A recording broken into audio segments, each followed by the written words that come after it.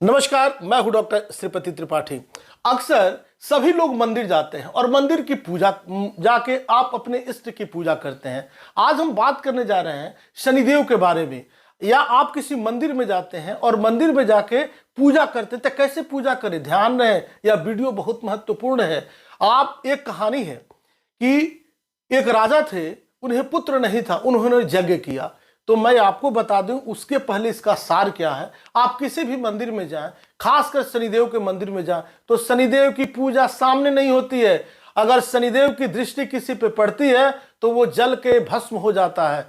तो कभी भी शनि मंदिर जाएं, शनिदेव की पूजा करें, शनिदेव की आराधना करें, तिल चढ़ाएं, सरसों चढ़ाएं, काला कपड़ा चढ़ाएं, उड़द चढ़ाएं, लोहा चढ़ाएं, पैसा चढ़ाएं, तांबा चढ़ाएं, कुछ भी चढ़ाएं, लेकिन तिरछे चढ़ाएं, उनके सामने न जाएं, अन्यथा शनि की जो कोप दृष्टि आपके ऊपर पड़ेगी, फिर कुछ दान करने से कुछ लाभ नहीं मिलेगा। इसलिए शनिदेव की आराधना कैसे की जाए, कैसे उनकी पूजा की जाए, निश्चित रूप से चैनल के साथ बने रहे। कहानी की शुरुआत में कर रहा था कि एक राजा थे, उन्हें संतान नहीं थी, उन्होंने पुत्रेष्टि यज्ञ कराया। यज्ञ कराने के बाद ब्राह्मण देवता जो आचार्य थे, कृष्णा शास्त्री जी या जो भी आचार्य उस समय हुआ करते होंगे, उन्होंने वह पूजा के बाद फल जो है, लिखा है कि फले न फल प्राप्ति से। आप पूजा में हमेशा नहीं रहते हैं और पूजा के होने के बाद जाके फल जो ग्रहण करते हैं, तो वही सभी पूजों का सार है। आपको वो जिष्ट मिल जाता है। तो वो फल मिलता था, वो फल ले जाकर ब्राह्मण देवता ने उनको दिशा निर्देशित किया था कि वह फल ले जाकर अपनी पत्नी को खिलाए। पत्नी को जाके दे देते थे।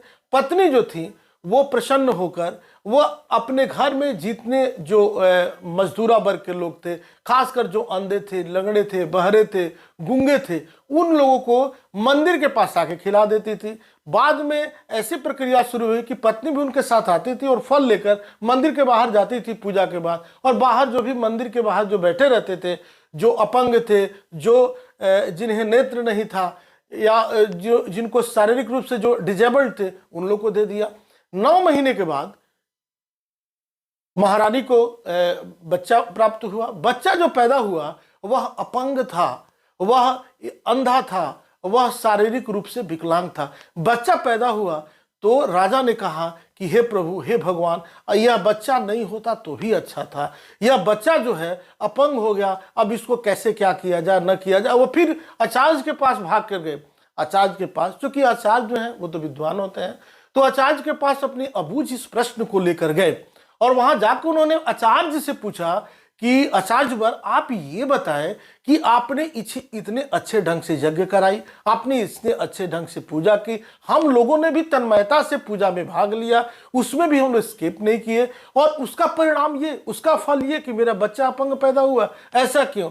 आपके पूजा में तो कोई त्रुटि नहीं है। आचार्य चूंकि विद्वान थे, उन्होंने सारी बातें सुनी और उन्होंने उस प्रश्न का, देखिए कितना महत्वपूर्ण जो है, उन्होंने प्रश्न जवाब दिया।